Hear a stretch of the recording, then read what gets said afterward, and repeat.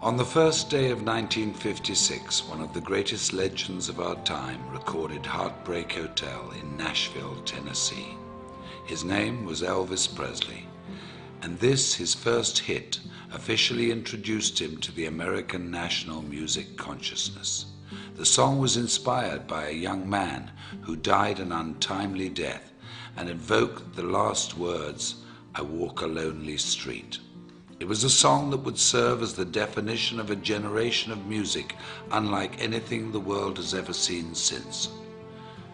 On that day, something else had taken place, perhaps not so momentous at the time, but that would prove to also define a generation, not of music, but of changing people's lives, and who would also die an untimely death as fate would have it. On January the 1st, 1956, in a gritty little neighborhood tucked away in South Los Angeles called La Mirada, Mark Hughes was born. His life was fairly unremarkable. Born to Jo Ann Hughes and raised by her and Stuart Hartman, whom she married, Mark was probably reared much like many of us. Mind your manners, be responsible, keep your elbows off the table, make good choices. He was skinny and good-looking, polite and friendly, and very protective of his two younger brothers.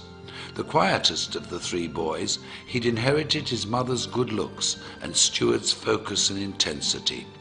Like many families of the day, Jo Ann and Stuart moved the family to Camarillo to try to provide a better life for them, to build a future and keep the family safe. And like many other families of the day, their not-so-picture-perfect marriage fell apart and resulted in a divorce that would change the family forever.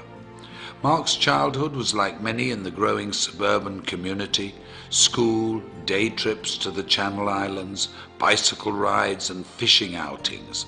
That all came to an end after the divorce, and Jo Ann began to chase her youth, trying fad diet after fad diet. It was a scary time for Mark, and when Jo Ann became sick in 1969, when Mark was just 13 years of age, the family returned to La Mirada. They lived with her parents, Mark's grandparents, Lawrence and Hazel Hughes, who took the family in and took care of them as only family could. But despite their best efforts, and with Mark's never-ending grief, Jo Ann died of complications from the deadly combination and steady use of weight loss and sleep aids. Mark was only 19 years of age. It was then he decided he would make a difference in the world, with his mother as his beacon, and the goal of preventing what had happened to her happened to anybody else. While fundraising for a California youth group, Mark had found his calling. He was charismatic, charming and persuasive. He'd even convinced then Governor Ronald Reagan to part with $500. And with the taste of success in his mouth, the goal of changing lives through better health as his objective, the idea of personal financial freedom, and the memory of his mother in his heart, Mark Hughes entered the world of direct selling and network marketing. In 1976, Mark began selling Slender Now diet products, quickly becoming one of their top 100 earners. When the company collapsed in 1979, he sold exercise equipment and weight control products for Golden Youth, another direct sales organization. And when Golden Youth also failed, Mark decided to start his own company. Intrigued by the Eastern philosophy of herbal medicine, combined with the vitamin and mineral technology of the West, he co-developed a line of products that promised a bold 100% satisfaction guaranteed or your money back.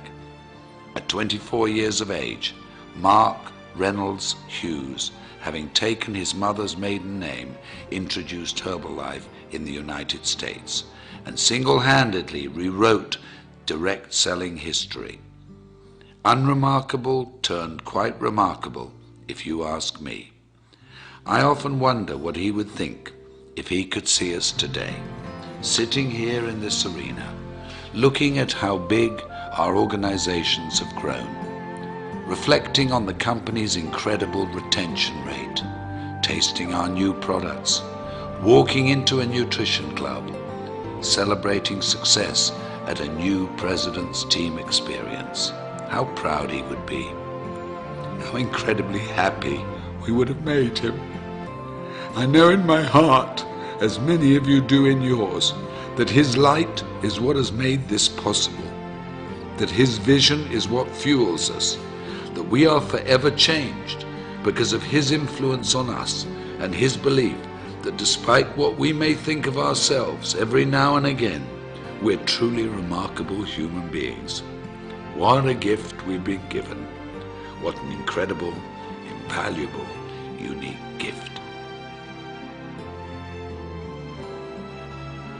I had this incredible dream when I wanted to start the Herbalife company that we could help people lose weight and we could help them do it safely, and they would have not just hope, that they would have reality